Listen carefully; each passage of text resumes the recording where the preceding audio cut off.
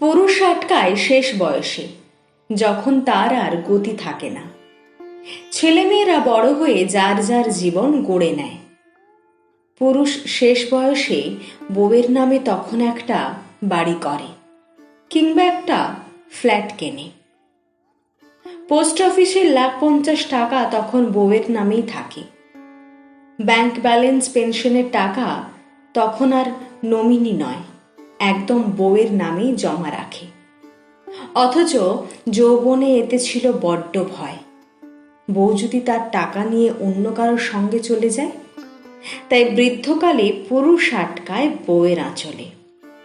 যখন তার বাবা মা পৃথিবীতে থাকে না, বাবা মা জীবিত থাকলে কোনো পুরুষই স্ত্রীর মান সম্মানের প্রতি সচেতন থাকে না। তখন তারা চিন্তা করে, বউকে বেশি ভালোবাসলে সমাজ যদি তাকে নিন্দা করে। পুরুষ আটকায় যখন স্ত্রী ছাড়া তার আর কোনো অপশন নেই।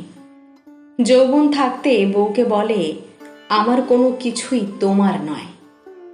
আর বৃদ্ধ বয়সে বলে, আমার সব সম্পদ তোমার। বোকা পুরুষ এটা বোঝে না, যৌবনে তার সাথে গভীর প্রণয় হলো না, বৃদ্ধ বয়সে তাকে আটকিয়ে কি লাভ। বৃদ্ধ পুরুষটির সাথে তার স্ত্রীরও তখন এক পা কবরে।